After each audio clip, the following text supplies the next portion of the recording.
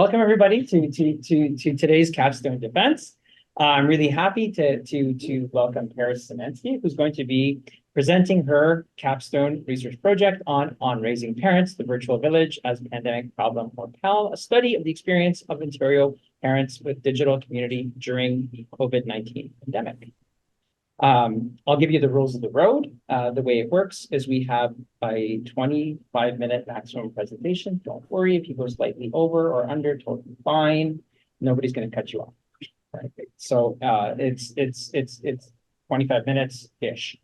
After that, we'll go through a first round of questions. The first question goes to your supervisor, the second to your second reader, the third goes to me, should I wish to take that privilege as chair. Then we go through a second round of questions in the same order. After that, we go to the gallery. Gallery are the folks here, as well as anybody online. Sometimes the hardest questions are from family members. So load up. Even instructed not to. This is payback time. And that's it. So it is now 3:03. So we'll just go into you have until 103. Sorry, 13:03. Yeah. I should have done this. It's now 13:03. So you have until the half hour to present. Wonderful, thank you. Hi everyone online, thanks for joining. To the people in the room, thanks for joining. I have my notes here so I don't go too over. So I'm going to be reading them on here. I will not be scanning Instagram though, I promise. So I am happy and terrified to be here. This theme of both and is one that we'll explore more in our time together. I want to thank some people first and then we'll get right into it. First to my advisor, Deepa Moshe, who was exactly the sounding board and motivator I needed. Thank you for seeing this work as valuable and supporting me through it. To the MCM family, okay. To the MCM family, MCM 15 and the cohorts before and after, what an honor to meet you all, as we'll explore at a very high level the pandemic broke me and most of us. But MCM, my peers, instructors, the alumni, and especially our residencies helped put me back together, gave me a physical and mental place to come every 4 months, all my. Thank you to my mom and my stepdad who are here in the room today. I'm standing here today because I got to watch my mom do it first. I was 6 when she went back to school. I watched her work hard, pull all-nighters, take joy in learning, and then graduate with honors. Thank you, Mom, for showing me I could too. I won't be doing the honors part, but I'm going to finish. And finally, thank you to my husband, Mike, who's also in the room today, without whom I absolutely could not be here. Through consecutive Thanksgivings, family days, Father's Days, he solo parented our 2 girls so I could be here. He made sure we could support me going back to school as a family, financially, logistically, emotionally, all. Thank you. Okay, now let's get into it. Oh. No, what are we doing?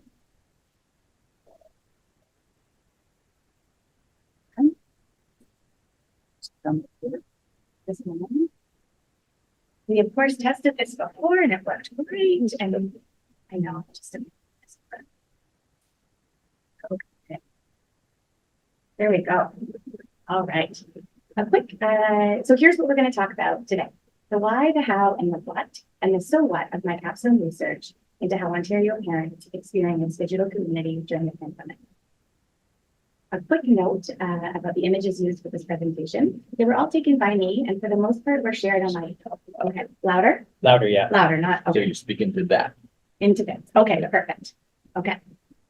All the photos were taken by me, and for the most part, shared on my Instagram account during a period of time studied in this research. Sometimes with joyful captions, but most often with captions that reflected the both and of the experience that has happened. Grateful for my privilege, my relative security, safety, and health, and also feeling like I was becoming a part of disease, often at exactly the same time. So as you're seeing, this research was inspired by my own pandemic experience. 11 days after the global pandemic was declared, I gave birth to my second child, Mira. It was exactly 4 years ago today, her birthday. Wow. During that time, when we had a newborn and a 3-year-old at home, and then later when I returned to a busy job, and even more outbreaks, lockdowns, and anxiety, social media, in particular Instagram, was a lifeline for me. This made me wonder, did others have the same experience?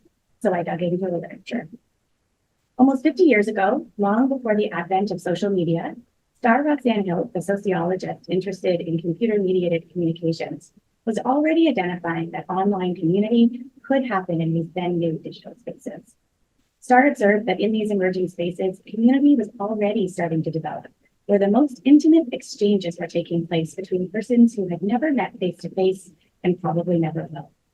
In the early 1990s, Howard Rheingold's work expressed a bit of a utopian vision for what digital community could be, that it could be exactly like real community. We just leave our bodies behind, that it could have a potential for renewed public space and communal relationships. His perspective was and continues to be challenged as a little too optimistic. But even the critics acknowledge that community can happen in digital spaces.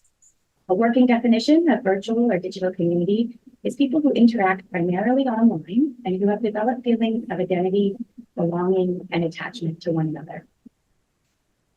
Next, I wanted to understand these digital spaces for support or stress and if frequency of use, motivation, or other factors make a difference. There are dozens of studies, but I'll reference a few that unpack some of these complexities. A 2021 study of young people with chronic health conditions who were using social media found that it was both supportive and stressful. The researchers broke down the responses along 5 both and categories. In relationships, it both reduced social isolation and highlighted the need for face-to-face contact. Around comparison, it helped with normalizing experiences and also drove negative comparison. Related to community, it supported with a sense of fitting in and also with being left out. And from an emotional support perspective, it provided a sense of inspiration and also what they call distress contagion. And finally, the exchange of and access to information was found to be both helpful and also increased stress and fear around health issues. We'll come back to this one study a little bit later in the analysis. A 2022 study of youth use of social media found that frequency of use can matter, but in sometimes surprising ways. It found that those who use social media more often reported significantly better psychosocial well-being, but also more harmful outcomes, while passive users experienced significantly lower levels of perceived benefit and social connectedness and less problematic social media use and stress. So overall, there is compelling and growing literature about the existence of digital community. Whether it is seen as supportive or stressful, problem or pal, is not consistently found. The most consistent finding seems to be that these digital spaces provide both and not either or for the user. Next, I wanted to understand any specific dynamics of digital community for parents. And to do that, I wanted to understand why it would matter to parents. As any parent of a newborn knows, it's not only in acute moments of global crisis like a pandemic that parenting is stressful. In fact, the transition to parenthood when a first child is born has long been recognized as one of the family's most difficult adjustment periods. The acquisition of social capital resources for the new parents has been identified as being critical to this successful transition. Social capital theory has deep roots across many disciplines and was popularized by political scientist Robert Putnam. He defines social capital as connections among individuals, social networks, and norms of reciprocity and trustworthiness that arise from them. When it comes to parenting, the traditional theory has been that social capital acquisition needs to be done face-to-face, but the research suggests that parents have been able to build and maintain social capital online. 2022 study confirmed that mothers found more community when engaging with Instaparents than with more traditional child development-focused or health-focused accounts. A study in the UK looking at the use of online forums to disclose, discuss, and learn about perinatal mental health issues found that this digital space supported users in their transition to parenthood. So we've talked about the existence of digital communities, why they can matter for parents around stressful times, and that they can be places where social capital can be obtained. So then what about online spaces for parents during the pandemic? We know that both social media use and overall stress went up for parents during the pandemic. Studies also showed that women's mental health was negatively impacted, that parenting stress was higher, and that social support, which could happen online, could be a protective factor. But this wasn't universally experienced. An early pandemic study looking at social media used by parents found that higher anxiety was related to using social media for social support and information seeking. Another study found that during the pandemic, women who engaged with news and social media 5 or more times a day experienced significantly increased odds of loneliness, relative to those who have similar information less than once a day. Okay, so from the literature, we know that digital community can exist, that it existed before and during the pandemic for parents, and sometimes played a very helpful role in providing support and sometimes increased stress. So my research problem was basically this. Is it a pal or a problem, a blessing or a curse, support or stress? To help me answer this question, I posed 3 questions. So research question 1, how and what extent did Ontario parents with children 10 and under, as of March 2022, experience a sense of digital community during the pandemic, which I defined as the first 2 years, so March 2020 to March 2022. Research question 2, how and to what extent did the sense of digital community impact the experience of pandemic parenting? And then finally, research question 3, how and to what extent did the type of activity or choice of platform change the experience of digital community, defined as connection and sense of belonging? So I did a thematic literature review, a tiny little bit that I just shared with you a few minutes ago. And then I undertook a survey of Ontario parents. The respondents needed to have lived in Ontario at some point during the study period, have at least one child who was 10 or younger as of March 2022, and used at least one kind or some kind of social media. The survey was out for about a month and a half in the fall of 2023.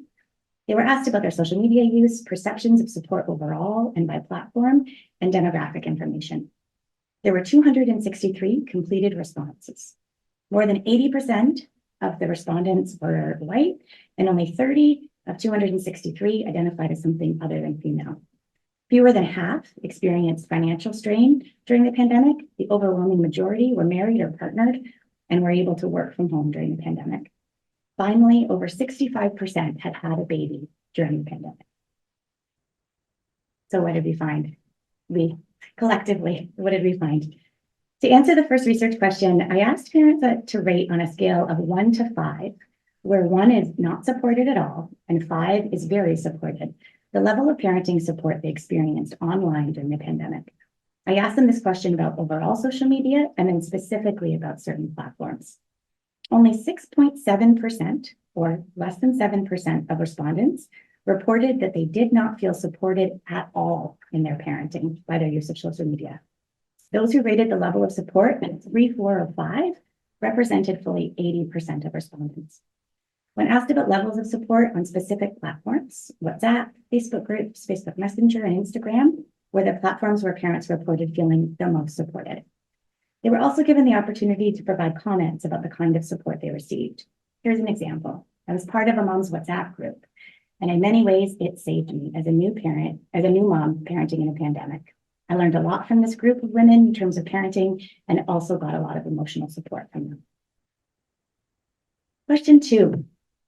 To answer research question 2, survey respondents were asked to provide a written response to the question, did your experience of digital community impact your experience of parenting in a pandemic? Of the 263 survey respondents, 229 took the time to comment and expressed various perspectives, sometimes in the same comment. Given that more than 65% of parents who responded to the survey had a baby during the pandemic, comments like the following were pretty common. I had a baby during the pandemic, and I shared far more photos than I probably normally would. But I wanted people to get to meet her and watch her early months of life with so many important firsts.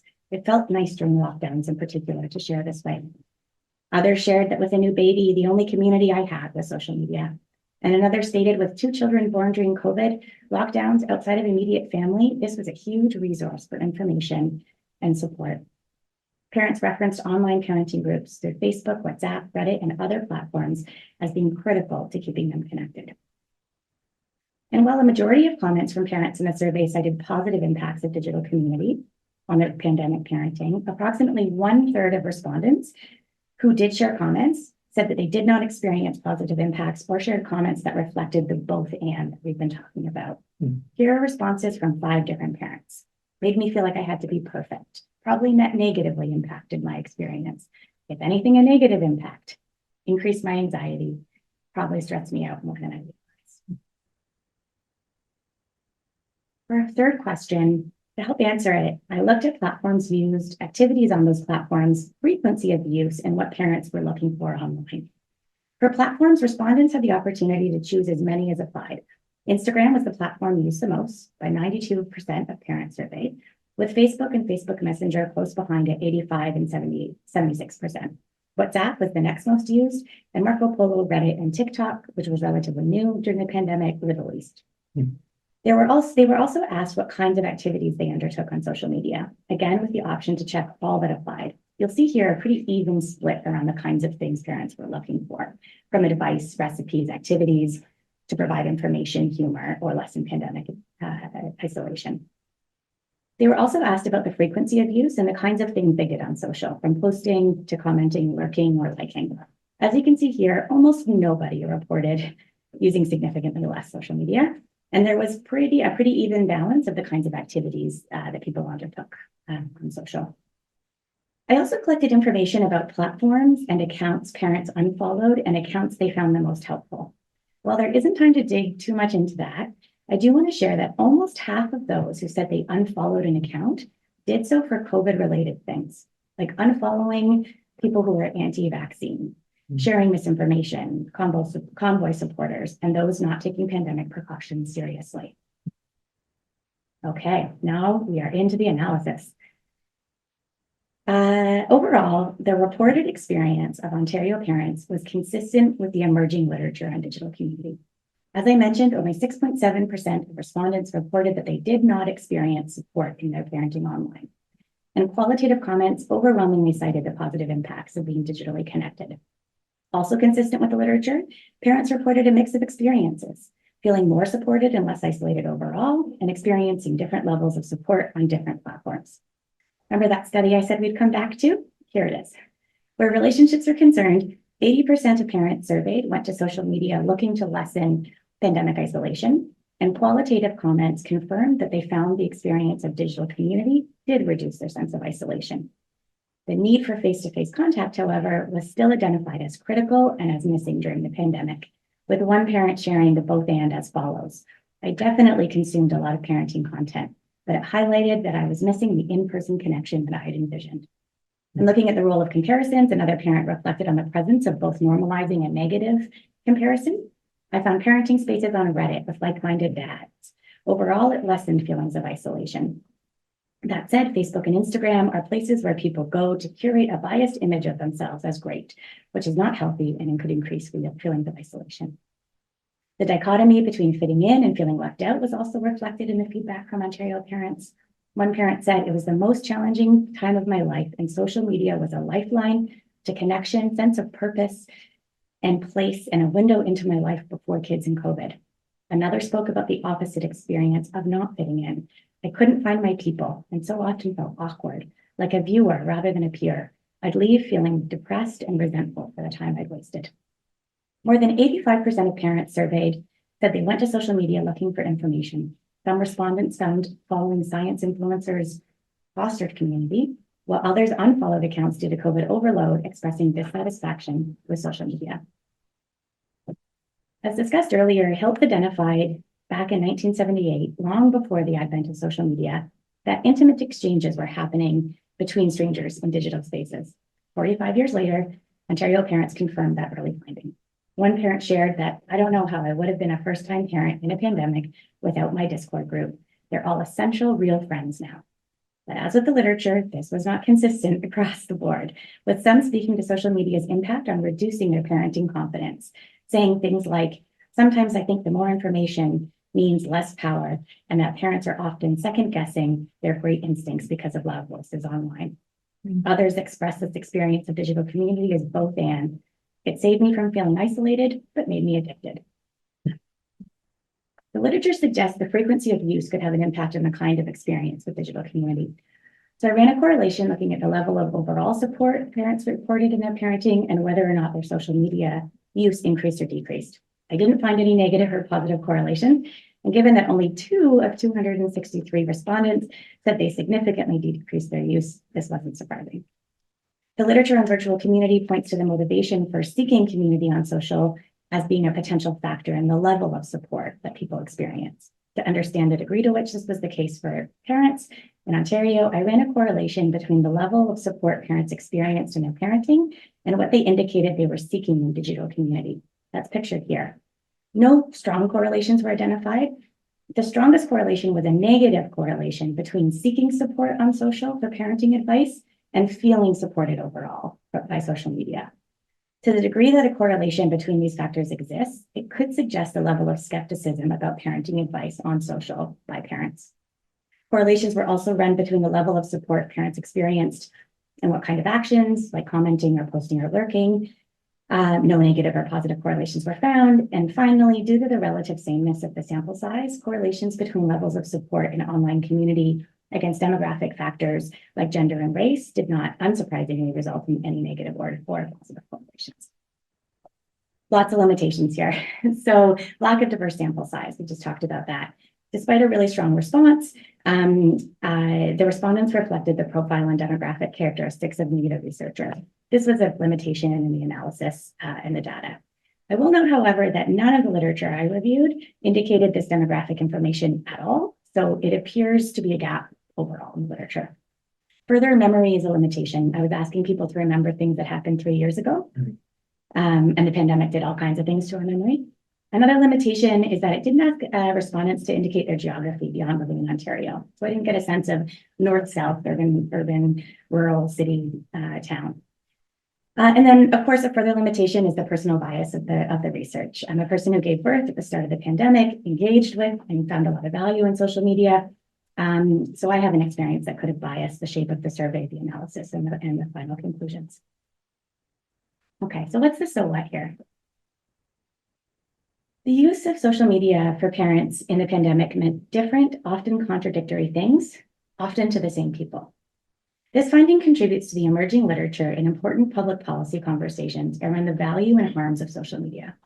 If social media for parenting provides both support and stress, and not either or, then our policy responses need to as well. This could look like enhanced digital literacy support for new parents with an evidence-informed understanding of the potential benefits and risks.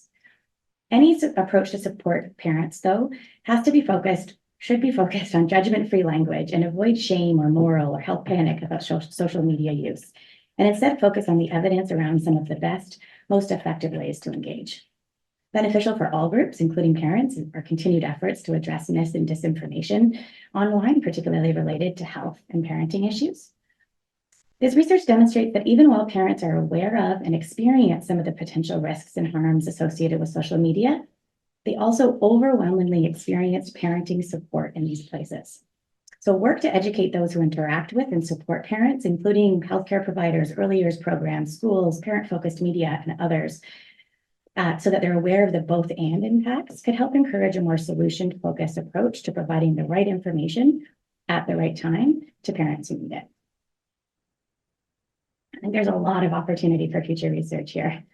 The survey, which was not short, had 263 completed responses.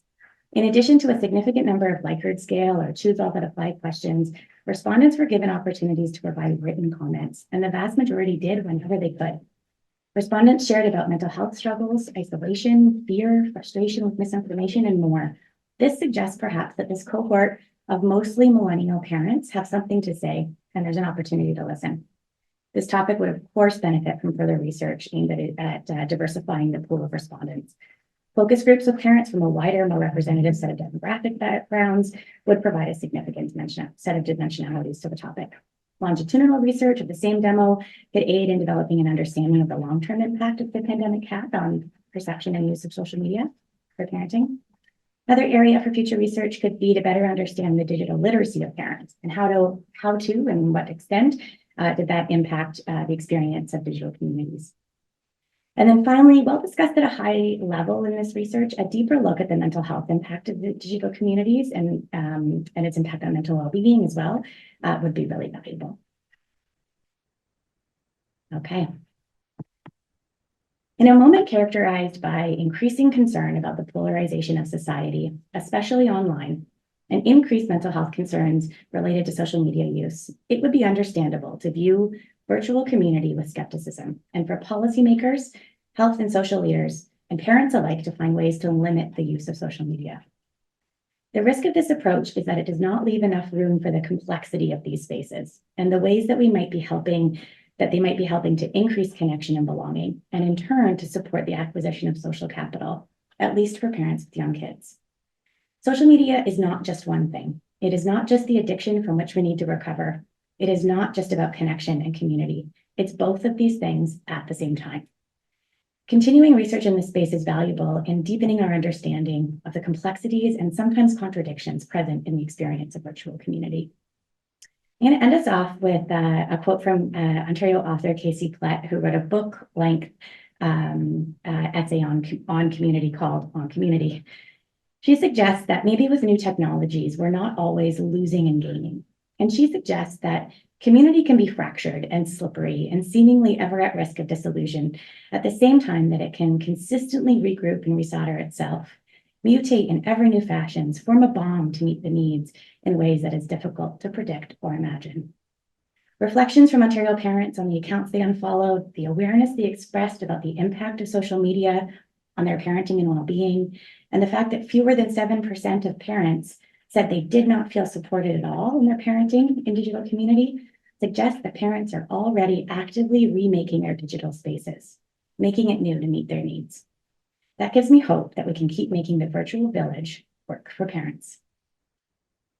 Now, with a picture of officially 4-year-old Mira, I'm ready for your questions.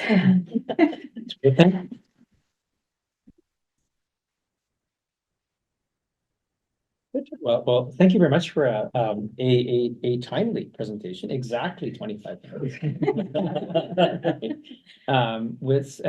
Without further ado, I will turn the floor over to Professor Mosher, who shall ask the first question. Well done, Paris. Thank you. Paris, there are broad outcomes in your research. And so I want to focus on the fact that despite those outcomes or broad outcomes, how does your research contribute to advancing the field of communications management? So let's focus on comms management for a minute. Specifically, how does it provide insights that can inform best practices in managing communications during crises or unprecedented events? Thank you. So when I think about the MCM journey and I think about the sort of things we're learning from a communications perspective, it all comes back to Boonin, right? It all comes back to excellence theory and what that looks like. And I think when we look at things like two-way communication and what it looks like to be engaging with our audience, we're sometimes thinking about it maybe not in a binary way, but maybe with not as much nuance. And I think for me, what this suggests is even for the same demographic of people with really similar demographic characteristics, their experience of the same place is going to be different even for them. It's going to be both things in the same moment. And I think that's really uncomfortable. And I think that's uncomfortable as communicators for us. I think especially out of the pandemic, we came away with a sense that things should either be this or they should be that. And we should, find our side. And that's not going to help us communicate to people in ways that we need to. And I think it's not going to help us in moments of crisis get through what are very emotional times for people. And I think for me, this research really reinforces we have to meet people where they are, even if it doesn't feel like that they should be there. A huge takeaway for me was the response rate, that how much people wanted to say, and that they weren't just sort of checking boxes. I mean, the comments were just so emotional and so they just needed to talk. And I think as we think about building communications programs, especially in crisis, how we build them with the people they're for is a feature of our development of our work that I think we can always keep doing more. Well done. Another question? I do have another question. Is that all right? Yeah, for now. Yeah. Okay, so my other question is, in light of your findings, how do you think individuals can effectively manage their online algorithms to curate positive online communities, double barrel? And how can fostering such communities contribute to enhancing overall communications practices in the broader context of social media usage? Okay. So I think on the Do you want first, me to repeat? I think I can do the first part and I'll ask you to repeat the second one. So one of the people I quoted in the paper that I just couldn't find time to fit in here today was Insta famous Dr. Jen Gunter. She's an obstetrician who just does incredible work around menstruation and menopause and all these sort of science debunking things. And, you know, she has a whole narrative around you control your algorithm. There's this sort of feeling we have that the algorithm talks to us and forces us into certain sorts of places. And that can be true, but it's there because we led them there. We led them down the rabbit hole of those couple of stories we maybe read about the royals, and then all of a sudden we're into some weird rabbit hole that I don't know from experience.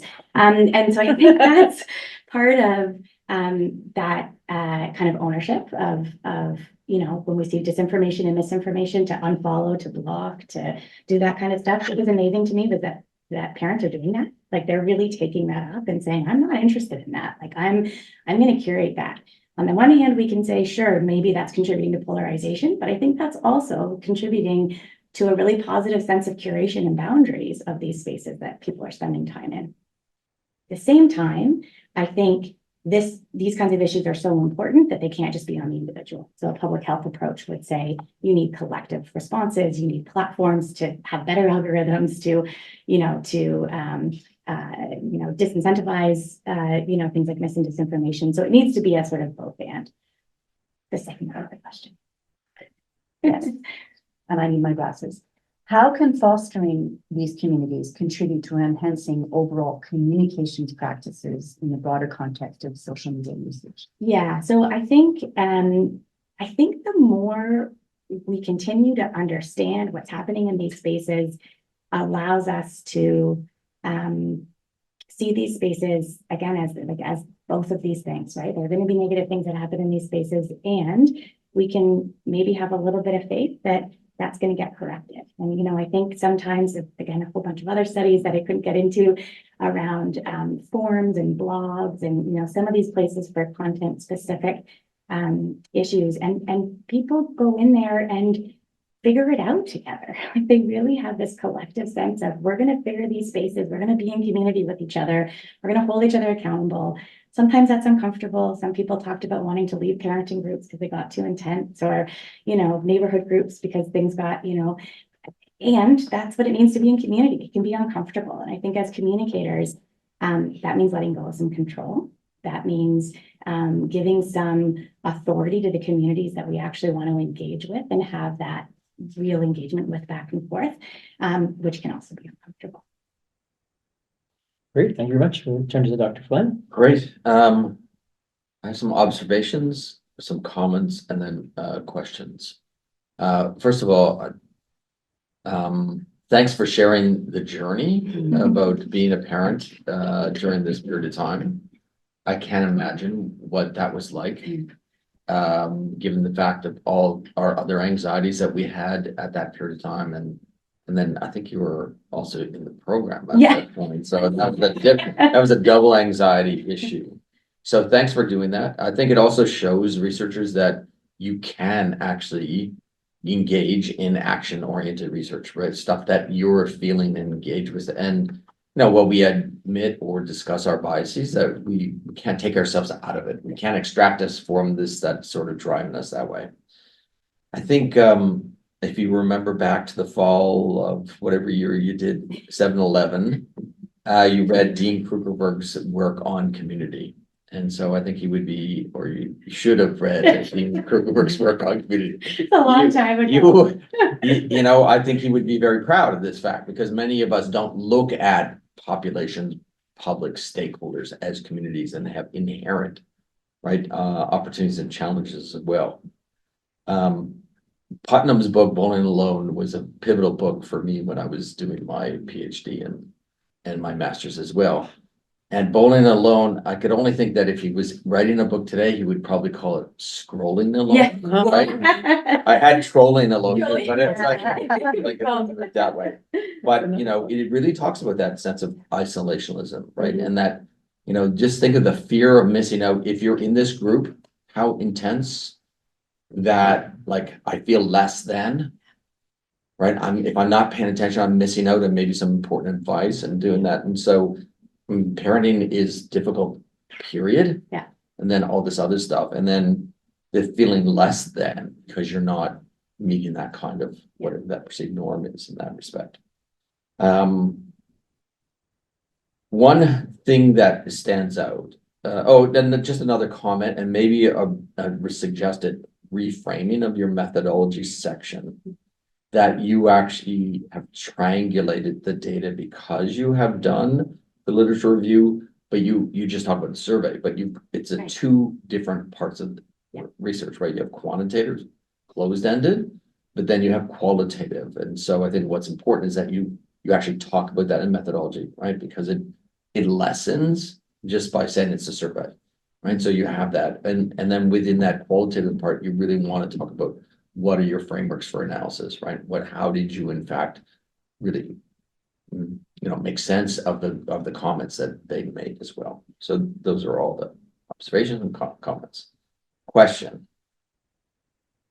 So reading studies that talk about, diverse or lack of diversity, lack of equity, lack of, marginalized groups involved in previous research. How can you better organize this so that it doesn't just reflect Paris's community of friends? Totally. So what I meant to say was actually none of the research even comments on it. Even the other literature doesn't comment on it, even when it's only mothers they're talking to. They actually don't even sort of adjust for not having fathers in that kind of conversation. So I thought a lot about this, and I think somebody once told me time defines task. And I think if time were different, focus groups would have been the way to really fill out this piece. Not that you're asking 10 people from a BIPOC community to represent all, but you could add a sense of dimensionality that way, and a different kind of engagement and ask of people, right? To sort of hold those experiences in a different kind of way. One of the things that really struck me and informed why I wanted to do this research was it's an anecdote, but a friend, mostly same demographic as me, except she's Black, and she left social media at a certain point in 2020 because she couldn't keep watching what was going on, and part of that was the white woke women realizing what her experience had been her whole life, and it just wasn't going to happen for her, right? And so I think when we think about how we're going to engage folks in communities where their experience is likely to be so layered with a whole bunch of other things, I think we have to think about what that tool looks like, and focus groups can be like a supportive way to sort of do that. So that absolutely would have been okay. And I think that's a warning to other future MCMers when they're looking at snowball or convenience samples, that it's going to represent us, right? It's our network that we're speaking to. So the limitation is just that, in this case, these are you, Yeah. right? That demographic describes exactly, Totally. so we have to, if we're interested in hearing a diverse voice, and especially if we take an issue where it's important that we dig into that, then we have to figure out how differently that we can get to them as well. I think the other thing is that even in the criteria, I decided to take a route which was to look at how people who used social media felt about the social media they used. I would have had potentially, well, almost certainly very different results from people in same demographics otherwise, who don't use social media at all, right? Who say, I'm off, I'm not interested at all. I think because of our age, I think this group of millennials, it's very rare you're going to find a millennial who doesn't use it at all. I think that's just sort of tricky. You got to be on LinkedIn and stuff. There's stuff like that would kind of be tricky. But I think if you were to pull there, you might also get a different kind of, not just socioeconomic, racial, and otherwise, but also a different kind of perspective. And then last question. The notion of digital literacy as it, and you do have actually some, you said they're not strong correlations. In our fields, we don't get strong correlations. So you had we take what we can get. You had correlations, even though it was a -35. That's a moderate correlation. Those are important findings that those who felt that they were supported had negative correlations on those factors as well. But so the whole issue of digital literacy, did you think if you were to do it differently, would you measure that first and then make a correlation between digital literacy and some of this other stuff as well as in driving? So, Yeah, I think it's a hard thing to know. I think knowing what I know now, absolutely. I was shocked to see how much digital literacy and curating of your algorithm and all of that came through in the responses. I had no expectation that would be the case. And that was the case across different dimensions. So it was the case for things like, body positive content, or, getting rid of any religious content, or getting, like, it wasn't just on COVID, it was across these different areas. I didn't expect that at all. Like, I didn't think that's how my peers were using social media. I thought it was just sort of all coming at them, and that does not seem to be the case. And so I don't know that I could have thought of the importance of that at the beginning. Now, absolutely. Like, I think understanding how much they understood about the algorithm, how much unfollowing matters or doesn't, and understanding their sort of critical perspective around the information they were taking in, I think absolutely could have lent quite a bit to the conversation. Yeah, thank you very much, Dr. Flynn. I do have one question. This is an area that I'm interested in, the idea of community building on social strategy. And one thing, I read your paper, and it was very well written, by the way. And I was happy to see that you used descriptive statistics. The question I had was around you mentioned community building earlier, and I wasn't 100% clear. And actually, just to speak to Dr. Flynn's point too, I mean, I think you define your population pretty well. And I think if you were to move on to publish this afterwards, you just define the population as being it is what it is, right? And not claim to have constructed a general theory of this, right? A sociological theory of this, right? So I think that's okay. You work within the limitations that you have. Community.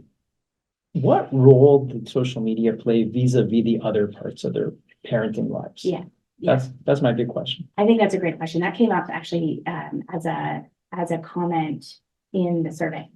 So folks said, it would be helpful to ask, what was your community before, during, after? Like, I think absolutely. I think that's a big piece of it. I think for this particular moment of extended crisis, and this is coming from my own understanding and a little bit of the literature, though there's still not a ton yet that's come out about the pandemic, particularly for parents, is like, this was it, right? Like, the number of comments that said, I talked to my husband and my baby and maybe my mother-in-law. Like, there was nothing else. Like, I had no other kind of community. I think to understand, did it translate as restrictions lifted into in-person? It's helpful to understand, because I think there's some literature around community, around the ways that online community can help translate into the in-person, and how those sorts of, become sort of, kind of back and forth building of community. So I think understanding that, or understanding how much of the online space they were in were people they already knew before, and it was just connecting with them in different kinds of ways. I think that would be a really interesting kind of a way to dig into that. I also think there's a huge, interesting opportunity to look at, they're called like bumper groups in Reddit, or different, basically age specific parenting groups, because there are age specific parenting groups that go across geography. And then there are age specific parenting groups that are within geographies. And there isn't a parent you would talk to in my neighborhood that wouldn't know exactly what you're saying if you said a certain name of a Facebook group, because it is so part of the process of becoming a parent that's the first thing you do when you get pregnant, when you're in the East End, is you join this group. That's just what you do. You do that, and you put your name on daycare lists. So I think understanding how that these are people who probably wouldn't connect in any other way except they happen to be giving birth at the same time, and what are the differences geographically, like when those are really neighborhood based, or when they're sort of across geographies. Yeah, it's great. Great answer. And interesting answer. The other piece, and I don't expect you to answer, is just more of a comment on my part. And I think maybe something that I'll keep in the back of my mind for a future thesis for someone else. Is that back to the algos, right? The algorithms. And when you're in a place where you're dependent on this sort of digital infrastructure for your social life, I wonder how people live that idea that you're really living in Meta's house, Yeah. right? Yeah. Or you're living in Snap's house, or you're living in Reddit's house. Yeah. And they set the rules. It's my house, my rules, right? And I mean, that wasn't the focus of your study, but it would be super interesting to know how people felt that. Yeah. I think what's also interesting though is that there's, there's the overall, how people talk about their overall experience in the community, but then when you get into platforms, except for Instagram, the platforms people felt the most supported by were the ones that have no algorithm at all. Of course. Right. Yeah. So it's the WhatsApps, it's the Facebook messengers, it's the Facebook groups where you create your own space, right? Like that's a really, and then the other one was Instagram, where you have, like, compared to TikTok, where you have no idea how to, like, again, you go one errant place and your whole algorithm is, you and the Bible, like it's a whole strange place. That's not the case for Instagram. Like it can be pretty contained. So that I think was really interesting and not surprising actually that people said the places we go for each other, that we build ourselves, were the ones they felt the most supported. Yeah. It goes back to something Terry and I have talked about many times around community building through messaging apps. Yeah. Yeah. But anyhow, that's it for me. Now we have a couple minutes for questions from the gallery I just put a question out to the group if there's any questions. or from you folks. Comments? Surely not, family. Then I'll ask you later what algorithm is. Oh. 2 years of payback ready. I have a question, comment. Sure, Suzanne. Yeah. I grew up where my kids were babies, there was the mommy blogger and some pretty violent parenting forums times. And one of the things that I observed over the years is that there seems to be a trend when someone seeks online support. There's certain things that are happening in their lives. And I think that would be interesting to look at over time to see how deep they go into online support and online community at those particular times and how much they pull back, and how their meet space friends and their online friends shift and sort of merge and pull apart. I think that would be very interesting to look at as a longitudinal study. That's all. Thank you. I think that's so fascinating. And one of the threads through the research the literature that does exist is about the power of community and the value, the sort of the places where the values seem to outstrip the negative impacts were when it was people looking for very specific kinds of support. So infertility was a big area. Not all parenting things, but specific things like childhood illness, like really specific kind of illnesses like that, or chronic health issues, those kinds of things. So I think there's certainly that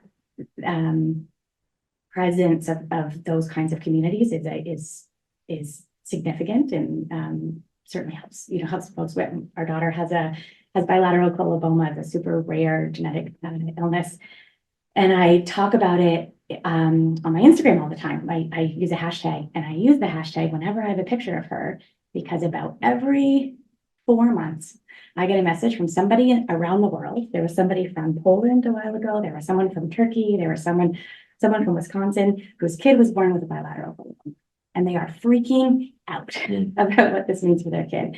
I just actually got to, just a couple weeks ago, have my daughter Anna film a little message and say, "Hi, I'm Anna. I can do these things, blah, blah, blah, blah." And this woman who lived in Poland had just had a baby with colobomas and was terrified she wasn't going to be able to develop at all, wasn't going to be able to see. And I was able to send this video. Nice. Right. And I think I don't see a lot of downside in those kinds of things, right? I think those are pretty profound connections we can make with each other. And I think those are more common than we probably give credit for, those kinds of connections. One last question from Meg. Oh, go ahead, Meg. Hi there. Congratulations, Paris, on a well-presented defense. It's Megan Kilty, and I, as you know, I work at Toronto Public Health, and I think there is huge potential. I agree with your assessment. There's just vast potential for the collaboration between health equity, population health assessments, and the research around communications management and digital strategy in different communities. And so I'm going to, just so you know, I'm going to be connecting with you around some of the knowledge mobilization. I would hope so. Yeah, because right now we're actually going through, for community health and well-being and healthy babies, healthy children, how to invest and who is best positioned to invest in some of the digital strategies in our, perinatal mental health programs. So completely relevant and applicable research. I'm just wondering, so really interested in the diversification of the sample or the sample size in the future, in the participant pool. And I'm just wondering, so someone who, as practitioners and senior leaders who have direct influence on creating digital strategies and influencing new parents, what would be, from your research, what would you advise, or do you have any sort of top recommendations on the practical application of those who are creating digital strategies for this particular group? It could be anything from, get out of the way and let them create their own community, but I'm just wondering if you had anything that you would offer. Yeah, so I would say my number one piece that I think I have become a surprising zealot about is about the shame-based, judgment-based language. Like I think, you can't spend a day in the world without a headline saying social media, screens, all of it is ruining you and ruining your children, and you're doing a terrible job. They don't say that last part, but that's what you feel, right? So I think there's a real opportunity as we think about how to talk to people about these things, that they're not good or bad. It's how you use them. And it's about having the skills and the confidence to understand what's going on in those spaces and how to make them work for you, how to find those communities for you. And then, probably here's some tools and we'll get out of the way and help you do that. I think, some of this stuff is kind of a little exciting, but also a little depressing in that, the more formal it is, the less engaged folks seem to be, right? So really, again, that comes back to how do we let go? I think about, we work in similar kinds of organizations or healthcare where we want to hold on to things, and how do we let go of some of that to allow people to be able to have that community and do that work themselves, when we can't necessarily control what goes on in it. But I'm excited to work together on that and 1,000 other things. Okay, well, any more questions, Terry? All right, that's very good. Well, thank you very much for the presentation. Thank you for the questions and the contributions from the gallery. What we will do now is we will ask our guests and our defender to leave. And Before you do that, just take your presentation off. Yeah. So for everybody else, they're going to go into and they're gonna be muted. and we'll have a quick conversation about your results. Okay. And then we'll call you back. I will come out and call you back. Okay.